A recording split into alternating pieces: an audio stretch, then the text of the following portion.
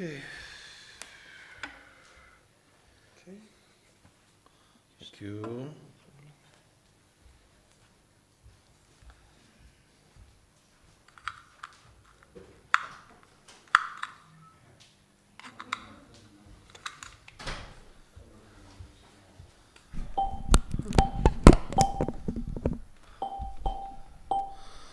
Hare Krishna.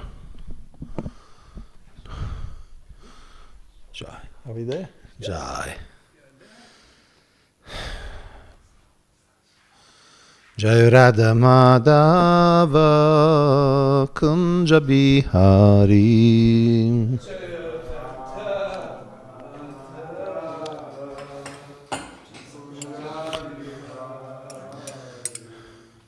Jai Radha Madhava Kunja Bihari.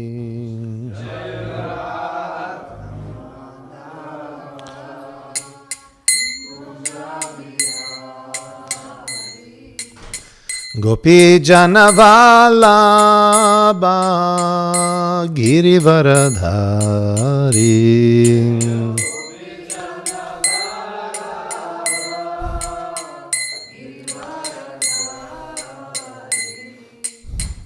Gopi Jana Vallabha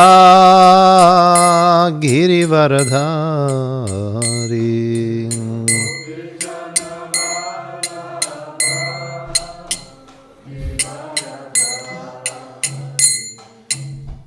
Yashodanandana Brajajana Ranjana.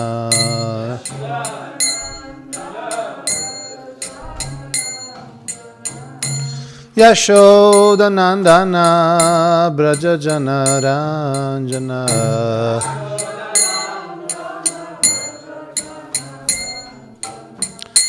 Yamunatira Vanachari.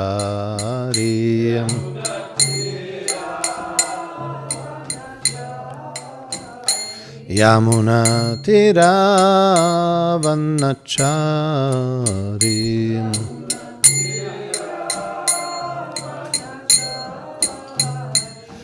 Hare Krishna, Hare Krishna, Krishna Krishna, Hare Hare, Hare Rama, Hare Rama, Rama Rama, Hare Hare.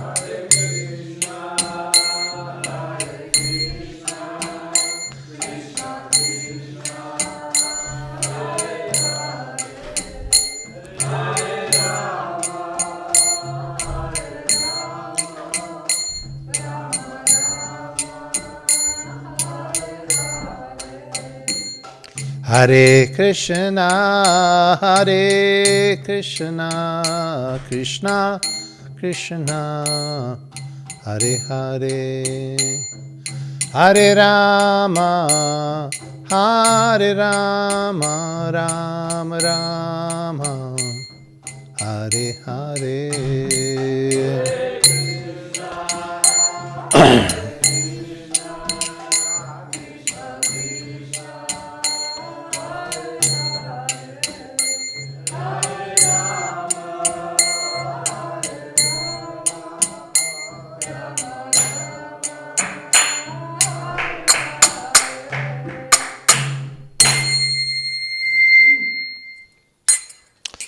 Jai Shri Shri Radha Madhava ki, Shri Shri Gaur Nitai ki, Shri Shri Panchatattva ki.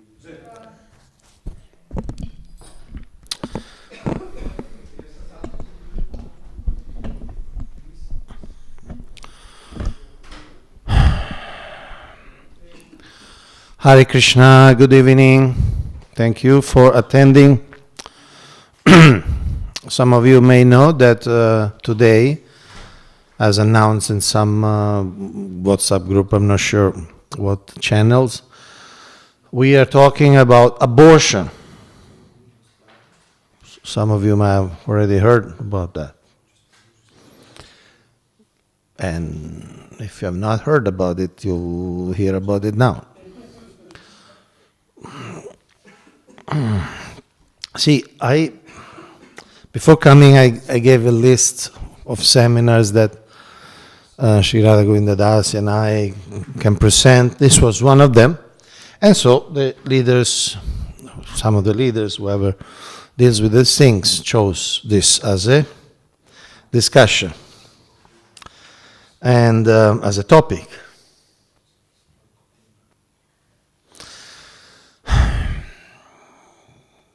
So we can start with the Bhagavatam verse on the screen.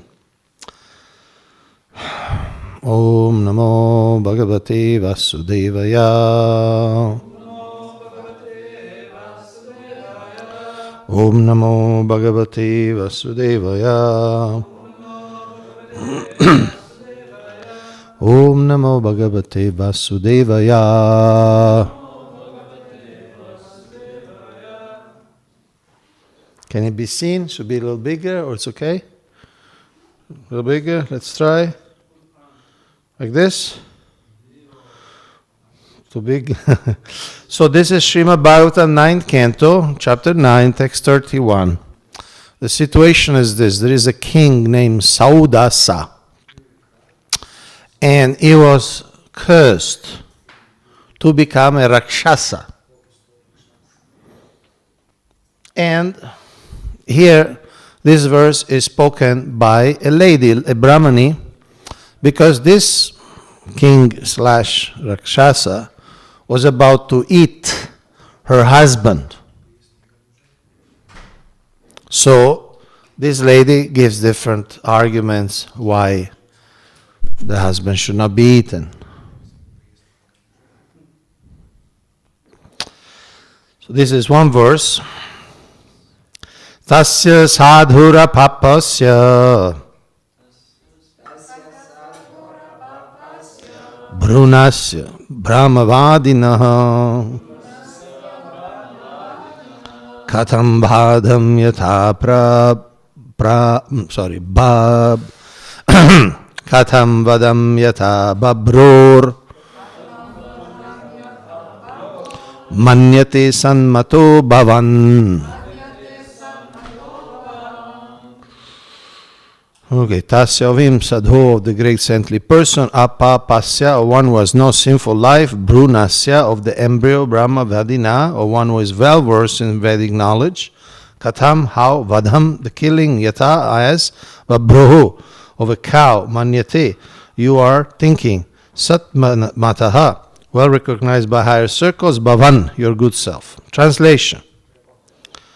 You are well known and worshipped in learned circles. How dare you kill this Brahmana,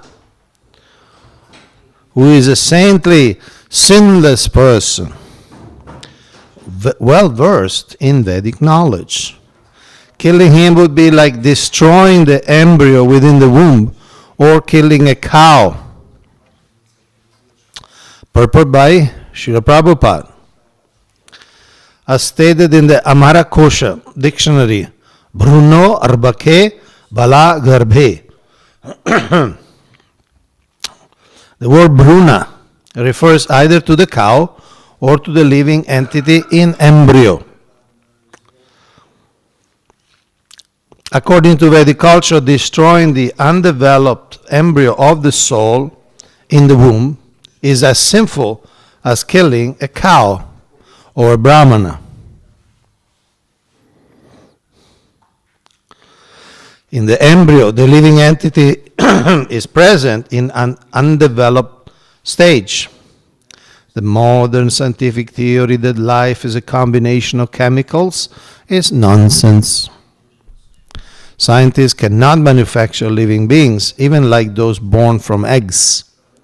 The idea that scientists can develop a chemical situation resembling that of an egg and bring life from it is nonsensical.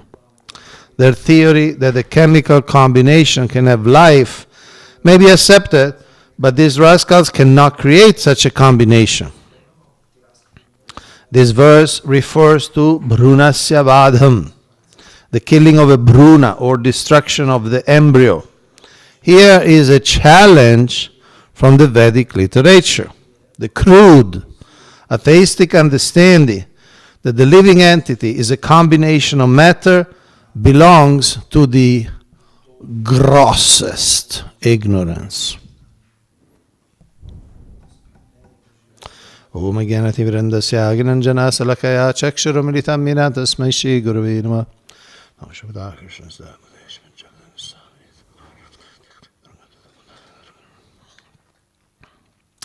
Namam Vishwapadaya Krishna Vestaya Bhutale Shrimati Bhaktivedanta Swaminiti Namane Namaste Saraswati Devi Gauravani Pracharine Nirvishesha Shunyavadi Paschatya Deshatarine Vancha Kalpatarubhisha Kripa Sindhuvecha Patitaram Pavanebhyo Vaishnavebhyo Namo Namah.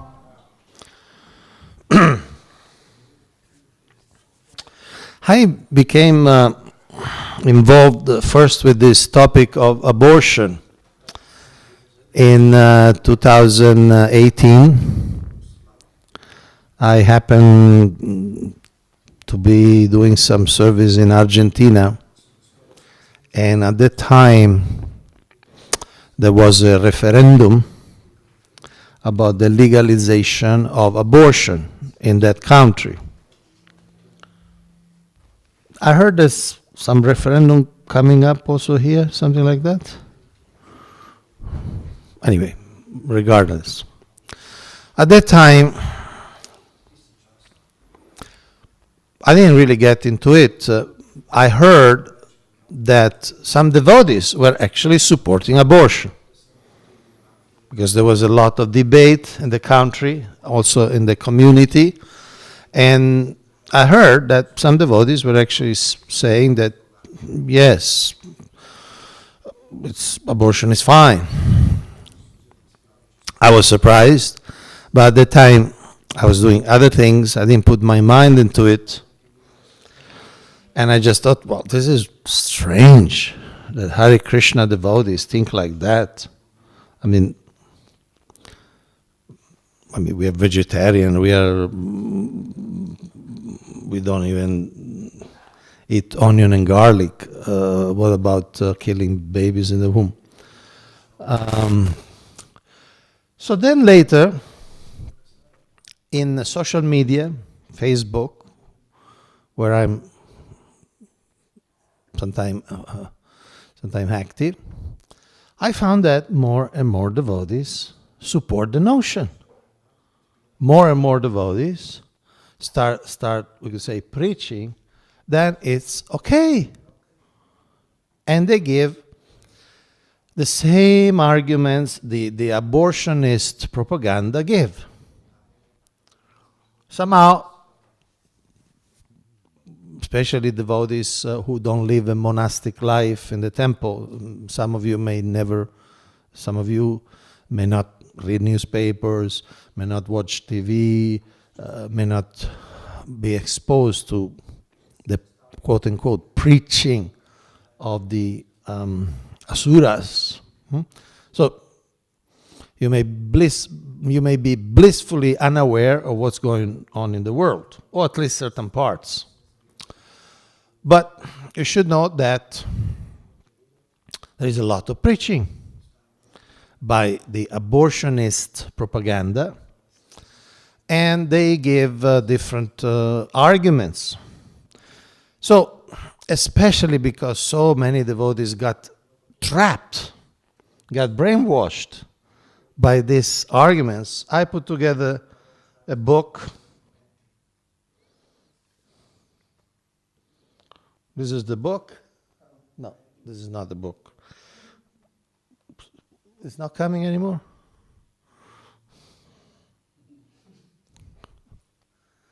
I put together a book. What's happening? Oh, okay, sorry, my fault maybe.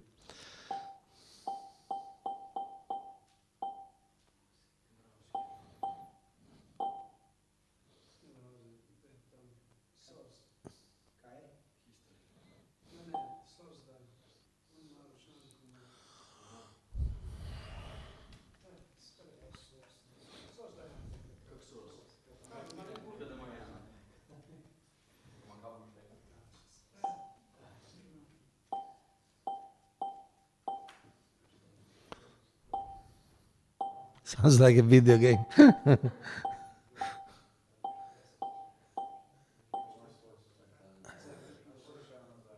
Is there a problem?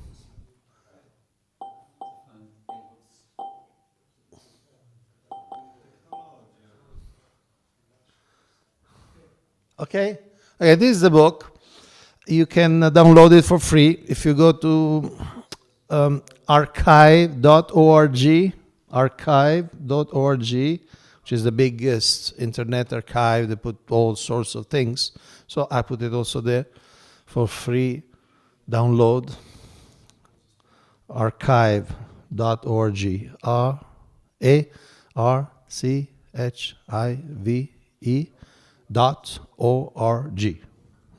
And you search for this book or Kaunteya Das, whatever. So, abortion, no thanks. And what I did in this, first of all, I dedicated it to my mother because it didn't kill me, as you could see. This is my mother, by the way. Anyway, in this book, what I did, I just collected some of the arguments that the abortionists give and that the devotee repeat, and I address them according to what Srila Prabhupada says. It's too small. Can you read? No, you cannot read. Anyway, mostly for my own reference. You don't need to read if you like to read the book. And it's not a great book from the literary point of view. I wasn't trying for literary perfection. I was mostly wanted to give some key quotes from Srila Prabhupada, what Srila Prabhupada said, because devotees should know. I mean, we worship the founder Acharya, we should know what he said about the different issues. We should just know. I didn't put all the quotes, but some key quotes. And he is very, very, very clear. Just like we saw in this purport, he is very clear. The Bhagavatam is very clear.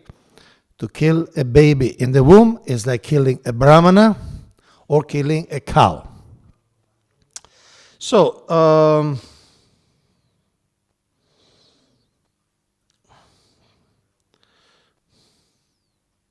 let's see. I'm going to say the argument. Some of these are, I'm sure, they are also common in Slovenia because they're very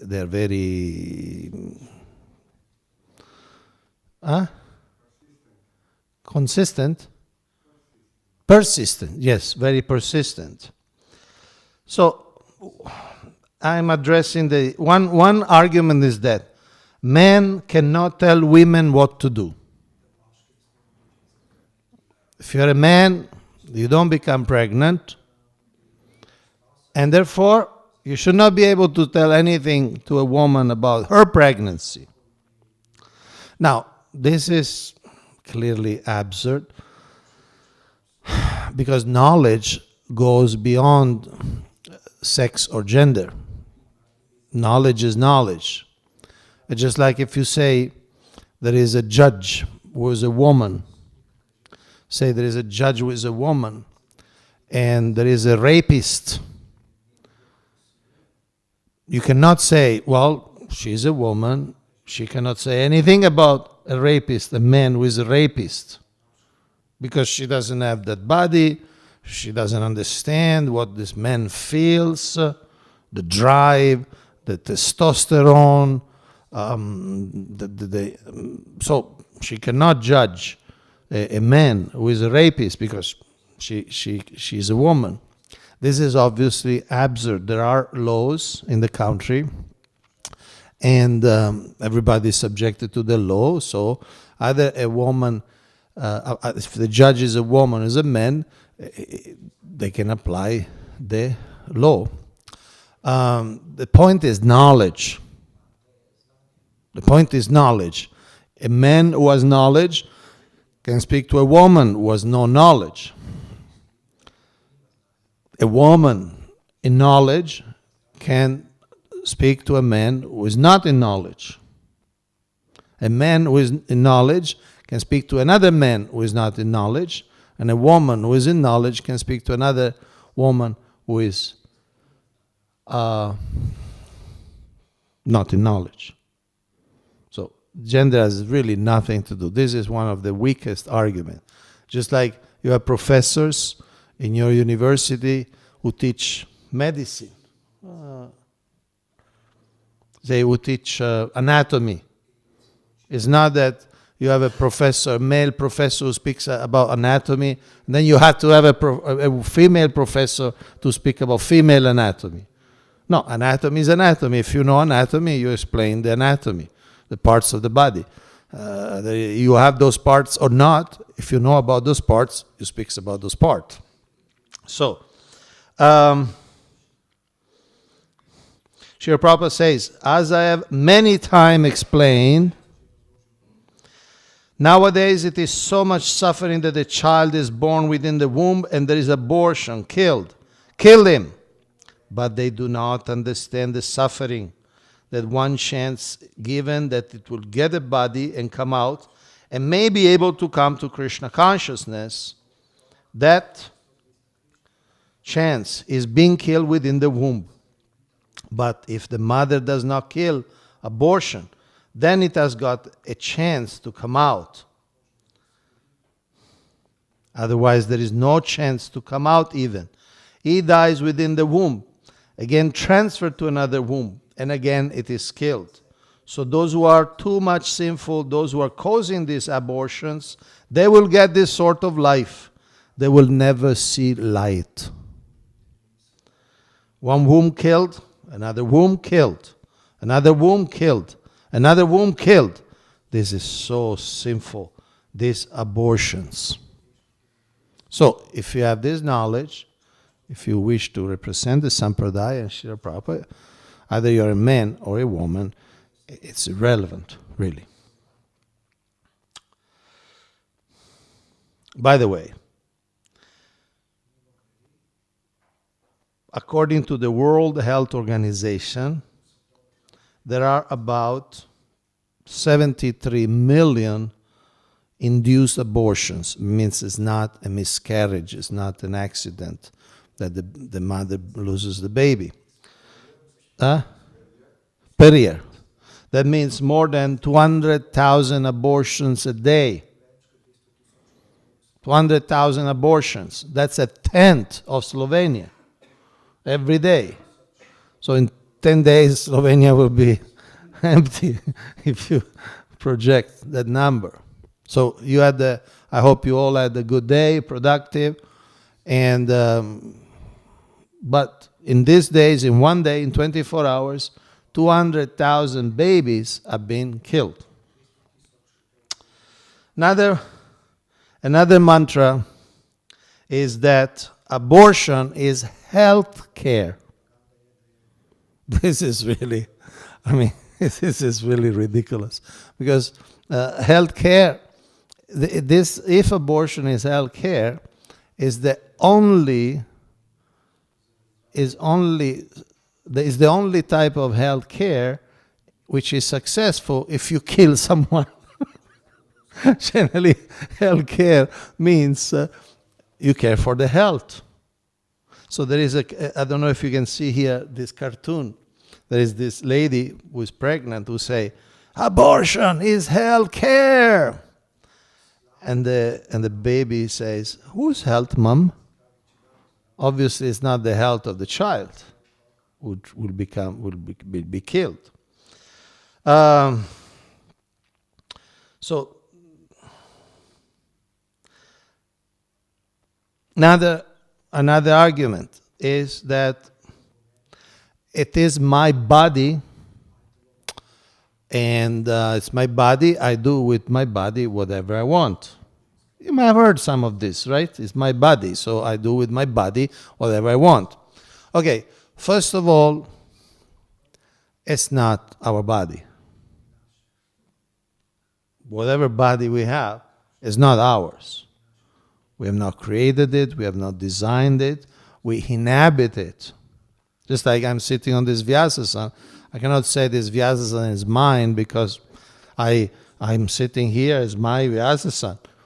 I didn't design it, I didn't build it, I didn't bring the wood, I didn't bring the upholstery. So if I say this is mine and I can do whatever I want with this body, with this Vyasa-san, it's not true. So the body is not ours. I included in this book at the end a detailed lecture by Hridayananda Maharaj who explains philosophically, not religiously, make the point, philosophically why abortion does not work philosophically and logically.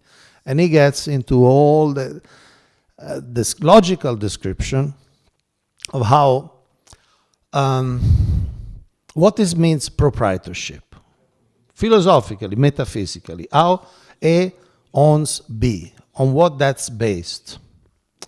And he brings up some traditions in the Middle East, in the Roman Empire, and in the Viking culture, that they considered that children, they were their own property till they become fully adult. So they could actually decide to kill their children till the age of 16. Because they said, look, these children are dependent on me, and if I'm displeased by them, I can kill them. So it's very interesting, historically, philosophically, how different people interpreted the notion of proprietorship. So first of all, the body is not yours. That's the first thing. So the concept itself is wrong. You didn't buy this body. You don't have a receipt.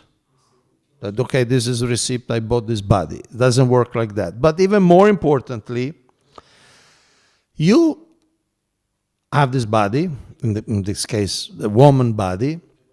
The body which is developing inside your womb is not yours. It's someone else's body. In fact, it has a different DNA. You may know this. The baby in the womb has a different DNA than the body of the mother. So to say it's my body and I can do whatever I want, it's just not true. It's just not true.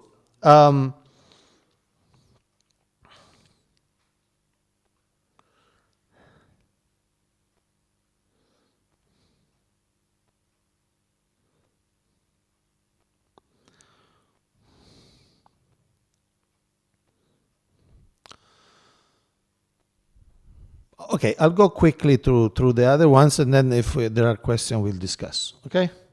Now, number 4, my body, my choice. You see, in every civilized nation, there are rules of how you can use your body. Even if it's your body, the state, the government tells you that you can only use your body to the point in which you don't harm someone else. We all have, say, hands. We cannot say, it's my body, I can go around and slap people in the street. It's my body, I can choose to do it anything I want with my body. No, there are, in human society, there are rules how you can use your body. And in fact, there are thousands of laws that limit the use of your body. Just like there are laws where you can park your car, where you cannot park your car. You cannot say, it's my car, I park it wherever you want. No, they impound it, they confiscate it. They do that in Slovenia? They take out the car? Huh? Okay. So you cannot say, it's my car, I put it everywhere I want. No, it's your car, okay, but there are limits. There are limits how you want to drive, where you want to park. You need to have an insurance to use this. So, and we could list literally thousands of ways in which the government, thank God, limits how we use our body. Plus, what about the right of choice of the baby? The baby did not choose to get killed. So you may say, well, well, it's my body, I do whatever you want, but the body which is growing inside of you is not yours. You're not designed it. You're just giving a space to grow and develop. What about the right to choose of the baby? For instance, there are what they call pro-life, those who preach against abortion, that they say real feminism is to let women be born. Because obviously 50% of all the aborted children are women. So if you say, I want to protect the right of women, but what about the right of unborn women? You're killing the unborn women and you're saying you're a feminist? It's absurd, obviously.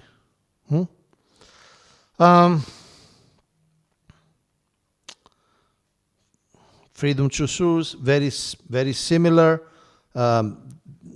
Again, whose freedom? What about the freedom of the baby to be born? That they don't talk about that.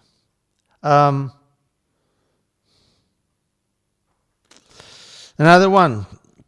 Until everything is socially ideal, abortion is okay. There was a devotee who was arguing this openly in the social media. He was saying, no, I understand that abortion is not nice, but until society provides health care, education, housing to everyone equally, then abortion is okay. Because if some say there is a girl, she becomes pregnant, and then now she has to take care of the baby. She cannot continue her studies, or she cannot work, so there is so much injustice. So until everything is perfect in society and everybody is taken care by some sort of welfare state, then killing babies is okay, because it affects the people. So basically, until you create utopia, you can kill babies. And this is absurd because it's just the opposite. More you kill babies, and more you go far from utopia, more you go far from a just society. Because you're creating a barbarian society, or sub-barbarian society, in which your own children don't have even the right to be born. So it's very unfortunate. I don't know how much you use social media or Facebook, or where you go on Facebook, but I was exposed to some groups, but they're very, these are devotees. These are devotees, initiated devotees. Even Srila Prabhupada disciples that take this stand. Another quote-unquote argument, the fetus is not really alive. Now, we just read from the Bhagavatam, Srila Prabhupada and the Shastra don't accept there is life in the womb starting at conception. Life does not appear at a particular stage of development. There is a big discussion in many countries to which week of the pregnancy abortion is okay. And they don't know the life is in at the moment of impregnation. That's already a living entity. That's already a human fetus, a human baby. And these discussions is kind of silly, if you allow me the expression, because imagine there is a building that you want to tear it down. Just like this building you have in the northeast of the property, which should absolutely be torn down, but that's a different discussion. Say you decide to tear down this building you have on the northeast, because it's terrible. That's at the head of the Vastu Purusha. So you keep that mess there. You can't expect harmony and intelligence and discrimination. Anyway, that's an editorial footnote, sidebar. Say you tear it down a building in Ljubljana, sometimes there is demolition, right? It's too old, it's dangerous, you have to demolish. If there is a doubt that somebody is still inside, you stop the demolition, right? You don't say, well, we have to tear down the building. I heard that there may be somebody inside, but let's go ahead. We scheduled for today. We had to tear it down. If you're not sure, you stop it. So these lawmakers in different countries of the world discuss, well, maybe the life comes at the 5th week, maybe at the 7th week, maybe at the 12th week. Because even in America, for instance, they don't allow abortion to be legal till say 1 day before birth. They say abortion is only, I don't remember now what the week is, maybe some of you know. But they allow till a certain week. But again, this is absurd, because if you don't know if life or not is there, how can you decide, no, let's go ahead and destroy this baby, this fetus, this embryo? So the whole thing is quite absurd, just like tearing down a building that you're not sure if there is somebody inside or not. But the point is that it's very clear, even if you forget about Shastra, about Krishna, about Srila Prabhupada, even if you forget for a moment, there are only 3 states in which something can be: inanimate, animate, living, or dead. There are no more states. So, say if you say, you take these cartels. This is inanimate. There is no life. This was metal, it was mixed and shaped. So there is no consciousness, there is no awareness. It doesn't grow. It doesn't demonstrate any organic features. So this is dead, just like this lamp or this mic. This is inanimate state. Then there is living. The living organisms grow. If something is growing, like a plant, an animal, or an embryo, you know that is living. There is a multiplication of cells. So it's living. Or another state something can be is dead. Like for instance, say you have those flowers. Those are dead in the sense that they were living, but when you cut them, they are dead. They don't grow anymore. They only decompose because they're dead. So anything can be in 3 states: inanimate, animate, living, or dead. So obviously the embryo is living. You cannot say it's inanimate because it's growing. Organs are developed, cells are multiplying. So certainly is not inanimate. You cannot say it's dead for the same reasons. It's growing and it will come out as a baby, fully formed baby. So you cannot say it's dead. So it is certainly living, and it's a human living. And you can do an analogy. If they go to Mars and they find a bunch of cells as an embryo after, say, 3 days of conception, certainly they'll say, we found life on Mars. They will say that without any doubt, we found organic matter that grows and expands, so we found life on Mars. Will be a great scientific revelation. And nobody will have any doubt. Yeah, it's growing. They're expanding. But they cannot recognize the life is inside the womb. They will recognize it on Mars, but they will not recognize it in the womb. So unfortunately, and this is where really the Hare Krišna knowledge comes to. So unfortunately, we are dealing with a lot of absurdities.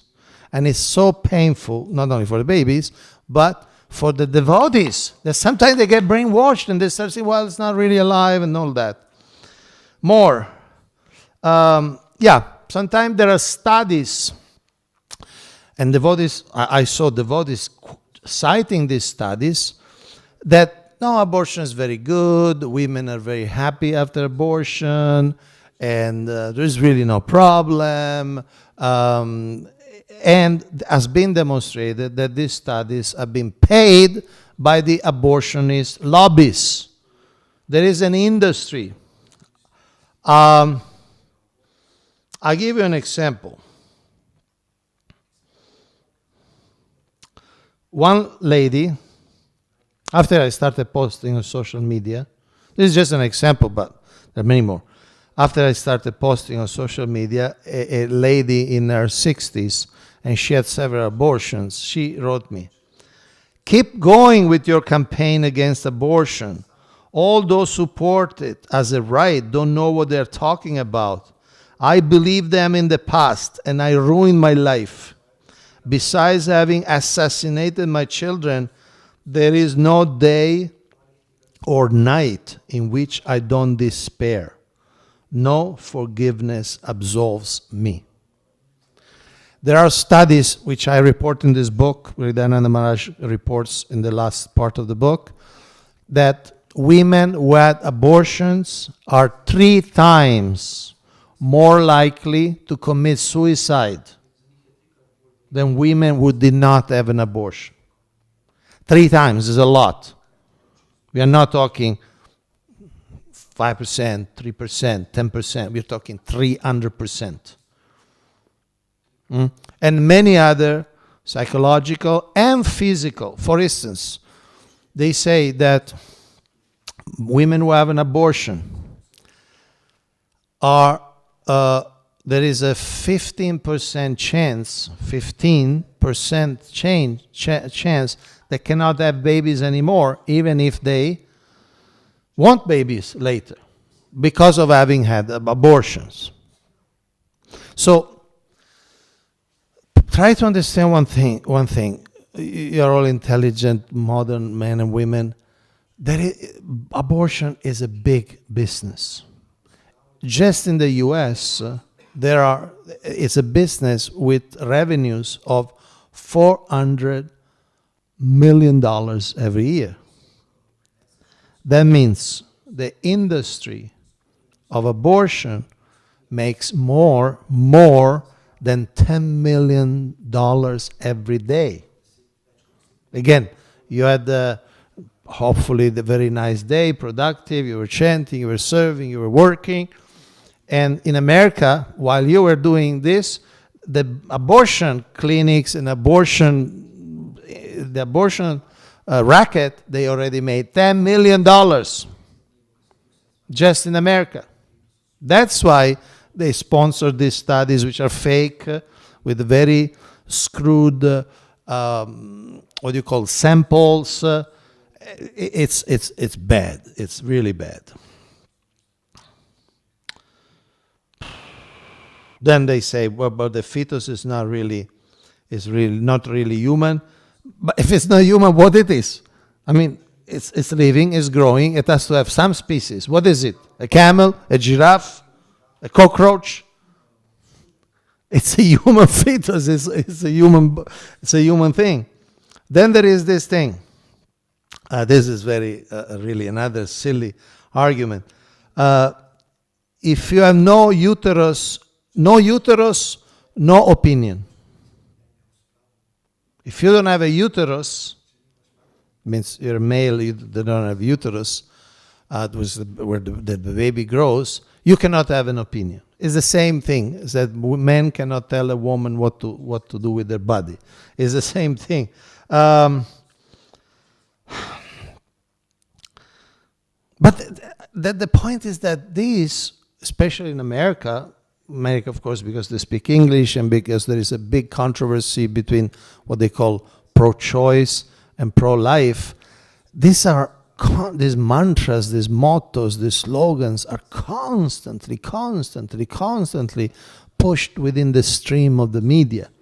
And after some time, people start believing it. And our devotees, since we generally don't talk about abortion, we don't talk in our articles, we don't talk in our lectures. How many lectures in the last 10 years you heard talking about abortion? This is the first one. You see? And on that, I don't know what that means, but yes, on Ekadus. Okay, yes. So, because we don't talk about these things, devotees, no, it's on Ekadus, it's a fact. It's a fact. So, because we don't talk about these things, devotees can become very vulnerable. Because they're alone, they're there, they watch TV, they watch YouTube and this and that. And also, see, when we talk about choice, choice must be informed. People who support abortion, they don't really know what abortion. There are YouTube videos, for instance, where abortionist doctors, they did for many years, then they stopped, and now they start preaching about abortion. They describe what's an abortion. There are different types. A very common one is that they insert inside the womb a certain forceps. You know, forceps? It's like a scissors with teeth, huh? And they break the baby. They break the baby into pieces. One leg, and they pull it out. One arm, they pull it out. And then this is what happens. And today, 200,000 times it happened, just today. And then they put it on a tray, and they count, okay, 2 legs, 2 feet, 2 legs, 2 arm, the head is there, the nose is there, the belly is there. Okay, it's done. Because if they leave some piece inside, it could be very big a health problem that the mother can even die. So when you say choice, you need to have an informed choice what's actually happening. And people don't know. They know what's actually happening. There's a beautiful article from BTG, Back to God magazine, by Ravindra Sarupa Prabhu. It's entitled Abortion and the Language of Unconsciousness. How they're very expert to distance the understanding of people from what actually happens.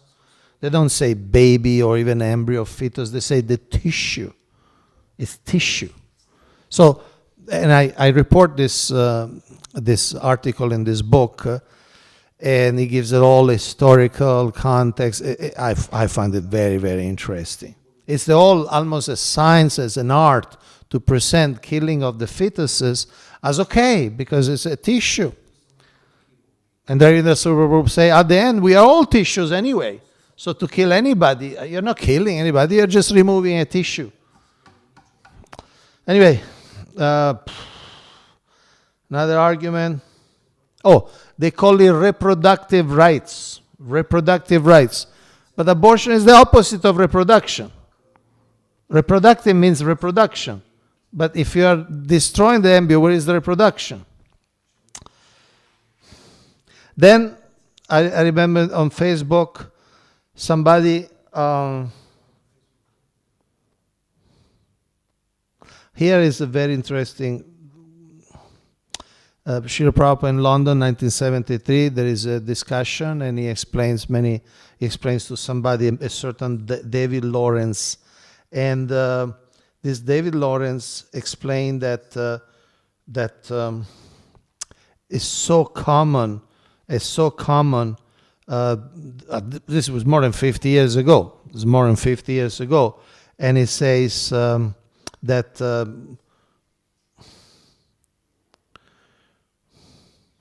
I read. Many of the girls regard an abortion in the same as they regard a shampoo for their hair. Hair has to be washed. We wash hair. Wombs got to be cleaned out. So we clean the womb out. See what kind of analogies? You have to wash your hair. You take a shampoo once a week, once every 3 days, and you wash your hair. So you get pregnant because you have unrestricted sex here and there. with responsible men. They don't want to become fathers, and then there's this thing in the belly, not in the belly, but in the womb, and you clear it out. It's just accepted like a normal thing. Okay, I'll finish with one more thing. There are many more things that can be said, but one more thing. Some devotees, more than one devotee, to support abortion, they quote the Bhagavad Gita. They say, just like Arjuna, I read for you. They take this verse as a support for abortion. It's the first chapter.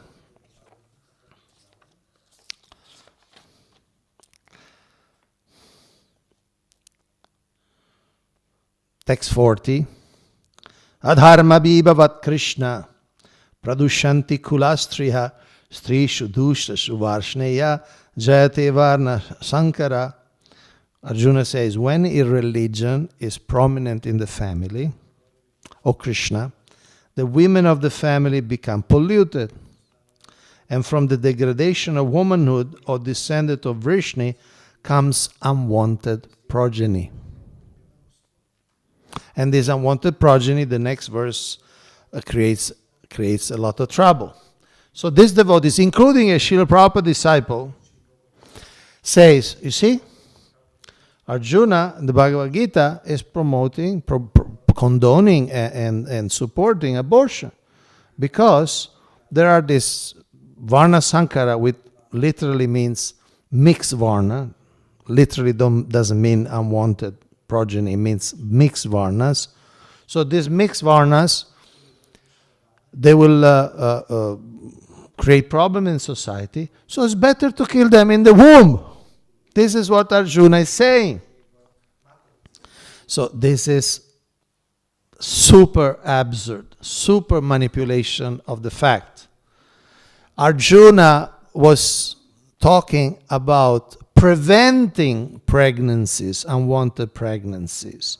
He was not talking about terminating pregnancies. How a kshatriya means to protect, how a kshatriya will ever speak about killing babies in the womb. Yes, to protect society. And how can you talk about pollution of women? The greatest pollution for a woman is to kill their own babies. So unfortunately, this is the situation in some countries of the world, in some ISKCON branches, that devotees become affected by the propaganda, and they start repeating. They start having less faith in what Srila Prabhupada says. They don't know what Srila Prabhupada says. So I also published this Back to Godhead articles. These are generally of 30 years ago. And unfortunately, see, these are old articles. I repeat, unfortunately, we don't talk about these things for whatever reason, whatever political correctness, whatever weakness, whatever reason, we don't talk about these things. So our devotees are becoming very vulnerable, affected by this propaganda. So the book is there, it's for free if you like to read. Of course, main value is what Srila Prabhupada says. I only read one or two quotes, there are many more. Thank you. Any questions or comments or arguments? Yes? Thank you very much for a very nice lecture. I would like not to give this lecture, unfortunately, but...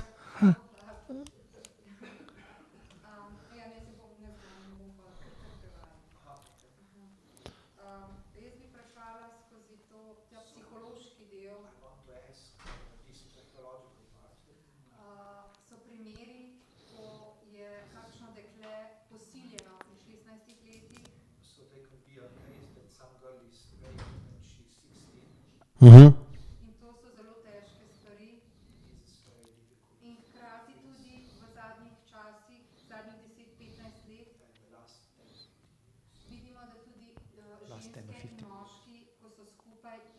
pozno You otroke. can see that people are having kids very late, Ja, in večkrat potem pri teh poskusih skozi popkovino and then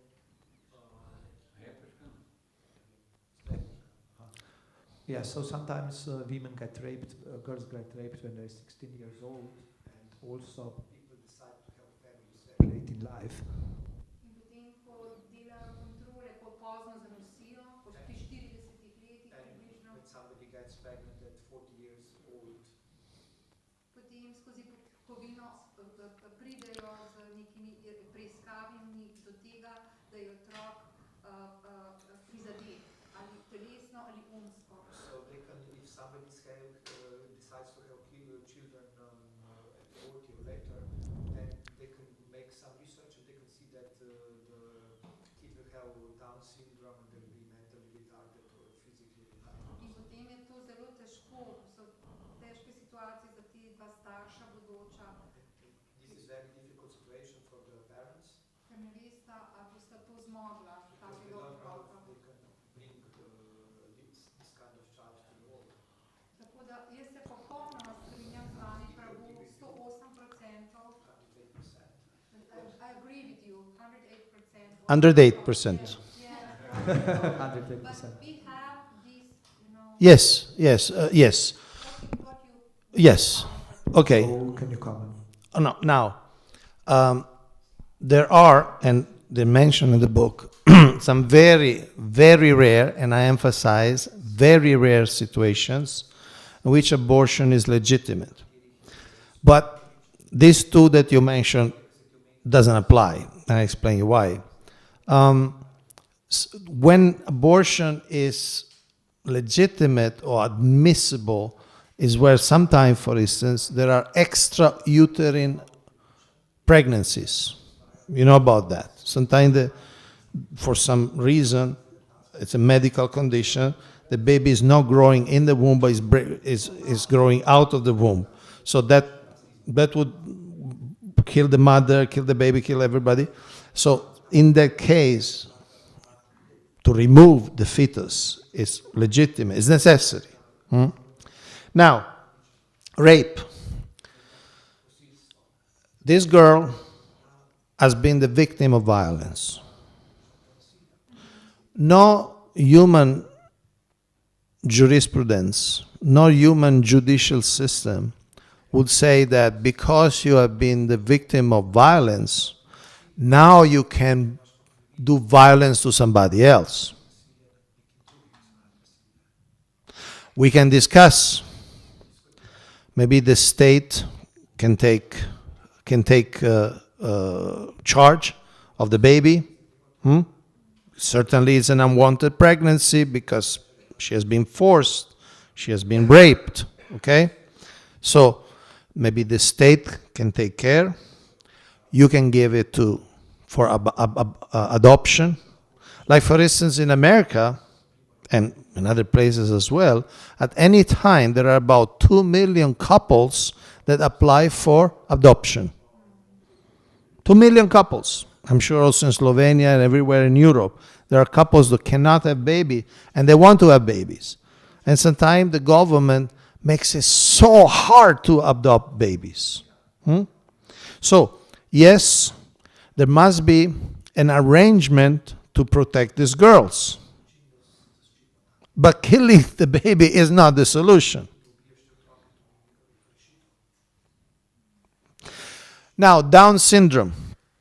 I'll give you an example. Like when you go to Mayapur Hospital, there is a section, they do ultrasound. And there is a law in India, you cannot have ultrasound for determining the sex of the baby. You cannot, because otherwise, especially in India and China, they have selected abortion. If it's a girl, they kill her. And this I'm talking, in India, there are 50 million women missing. 50 million. It's 25 Slovenian missing. Why? Because they kill the baby girl in the womb or outside the womb. When they come out, they say, oh, as a girl, we have to kill. And there are many ways to kill a baby girl. I will not even go there. So, see, I answer with your one question. If you can kill a baby with Down syndrome within the womb, why you should not be able to kill a baby with Down syndrome outside the womb?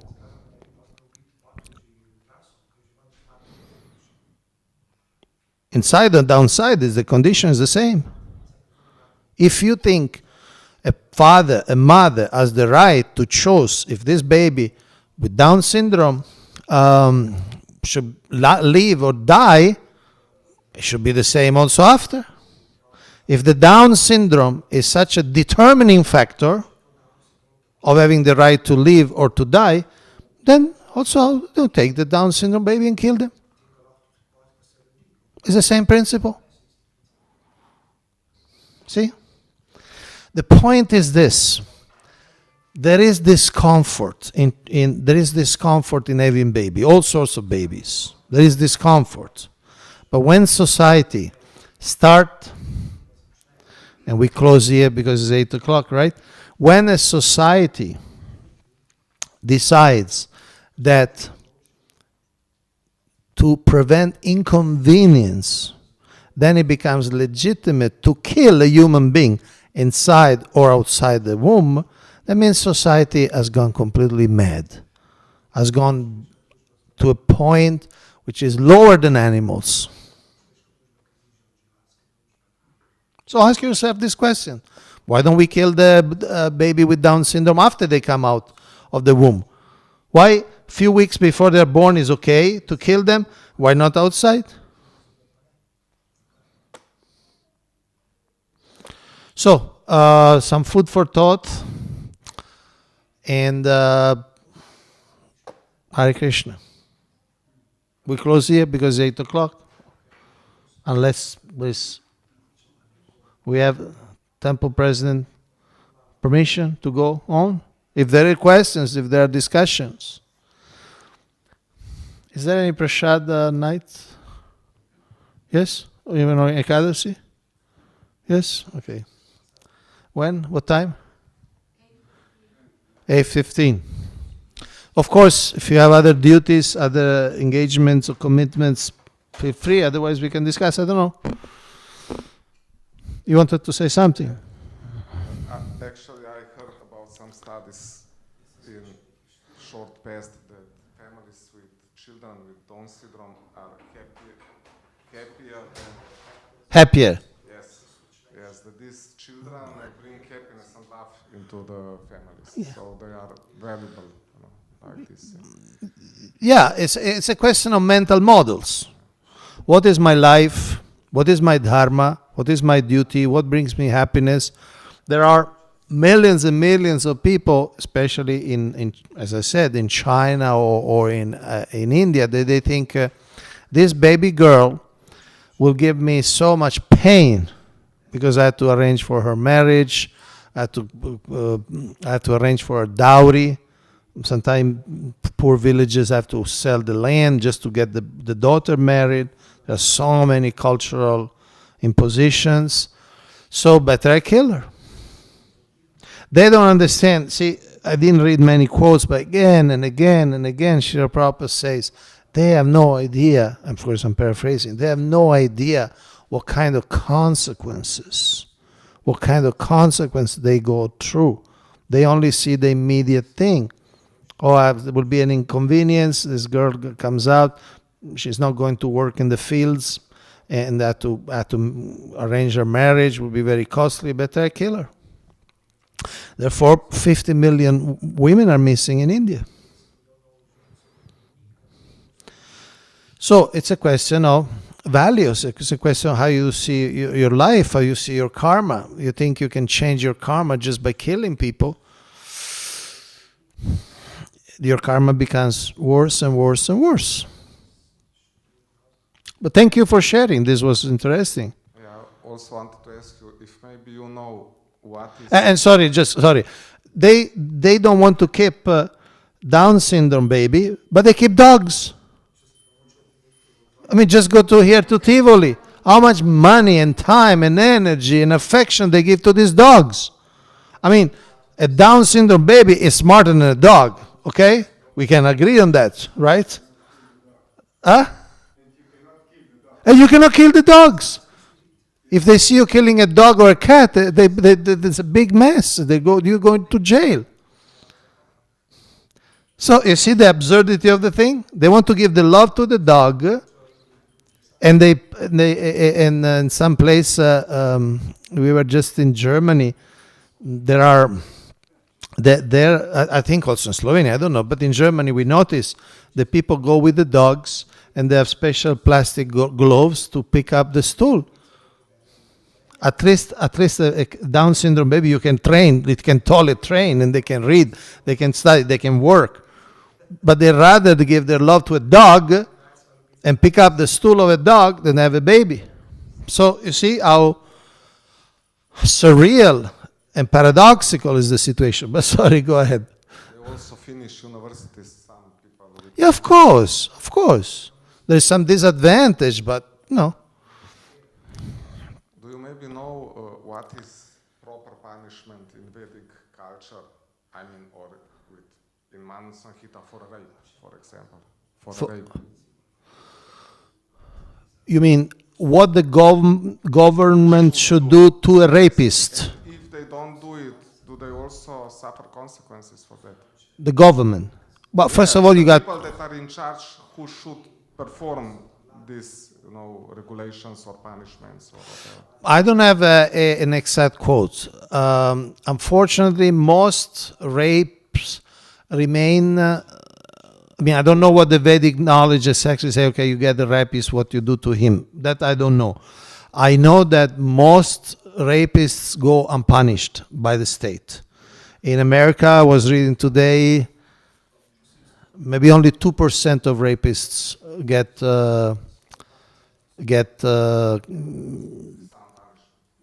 some punishment. Yeah. So for different reasons. Sometimes the girls don't speak. Sometimes there are relatives that don't want to expose the family. There are many reasons. Sometimes you don't know who is the person. Sometimes the girls are ashamed. They don't want to let them know that this happened. So there are many reasons. So most rapists go unpunished. Because it seems like it's a dilemma, the morality of abortion in the case of rape. Because, okay, you take responsibility for your actions, but here action was imposed to someone, so there was not really choice. It was forced to proceed. Some violence was imposed on you that does not give your right to impose violence on another human being. It's not logical, you follow? There are many discussions on this. You can Google what are the in fact, in the book, I give some link of some Christian groups that they address all these questions because they have been discussed in decades. They've been discussed since decades. There is this man, you may have heard, Charles Kirk, was killed a few days ago. How many of you didn't hear? The whole world is talking about that, but don't worry. So the whole world is talking about this Charles Kirk.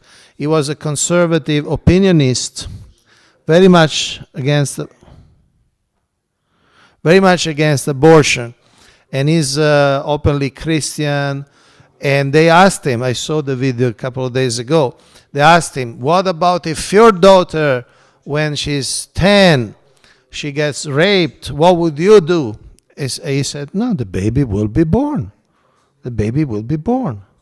See, being the victim of violence does not give you right to be the perpetrator of violence on somebody else. Yeah, but he also supported Israel, so it's irony, on one side he was defending... I'm not quoting him as an acharya. I'm just saying it's a question of value. When the currency of the dialogue is death, you kill. You solve the problems by killing people. The society is already degraded. See, these questions are only born in a very degraded society. They kill cows, they kill goats, they kill horses, they kill pigs, they kill chicken, millions every day. It's a society that has become insensitive to killing. So, just the question, well, can I kill the baby if it was not consensual? Just the question is a symptom of a degraded society. We need to understand. I mean, we need to Hare Krishna ourselves. We are Hare Krishnas, for God's sake. We are vegetarian. We don't even eat eggs. So, I understand these arguments needs to be discussed, needs to be thrashed out, needs to be explored. We are in a society that insensitive to so many things, selectively insensitive. You kill a cow, it's okay. You kill a dog, it's a big scandal. So, I'm not saying the question is legitimate. I'm not saying it's not legitimate. You're right to ask this question. The point is that, I repeat, no judicial system in the world gives you the right, because you have been the victim of violence, now you can perpetrate violence on somebody else. I repeat, the government, the state can take care of the baby. You cannot maybe force the girl to, you may not force the girl. There are other solutions than killing. So when we consider that killing is the solution of inconveniences, it's already a very, very debased society. I also must, we all must go. I mean, I'm just debating, I don't have Siddhantas on this. Well, I have. Yes, but according to this logic, if someone wants to hit me, I shouldn't hit him back. No, Because that's if he's imposing violence to me, I shouldn't. no. You are giving, you're trying, and it's okay. Yeah. Yeah. No, what you're talking is self-defense.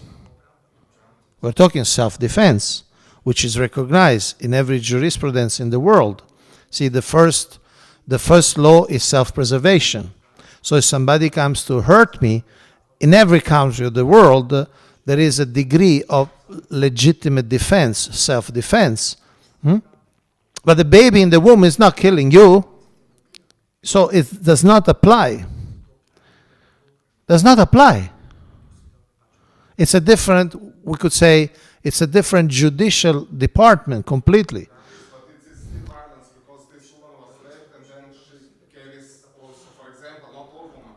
A lot of women think like this and they don't want to abort this baby. And I'm just, being Supportive, you like that, yes. But for example, in some cases, this woman, she has trauma from rape, and then she carries baby from this person that causes. But that's why I said, sorry Prabhu, that's why I said it twice, and I said now for the third time, and I hope now you get it, I said it for the third time, therefore there should be some arrangement for protecting the girl, that either the state takes care or you help the girl to give this child in adoption. Now I said it 3 times. No, it's okay. Okay. It's a good argument. I just want to understand better, nothing else. Yeah. So, I'm not fighting with you on this. sure. Now, my point is this. We need to strengthen our understanding of these topics, because these are topics. See, we are supposed to be the brahmanas in society, right? We are supposed to give knowledge. Not only, okay, chant Hare Krishna, we are not the body. How to apply practically this knowledge in the various cases of life. You may choose or not to become part of the political discussion or the marches against anti-abortion. That's a different issues. But when we have the chance, we need to give this knowledge to the people. Because ultimately, people are victimized by ignorance, and there is a very dark future. So thank you for your attention, for staying so long. Thank you also for bringing up these points. I think we need to stop here. We can talk in private maybe, because I don't want the devotees to lose prasadam. So, Hare Krishna. But we can talk in private downstairs.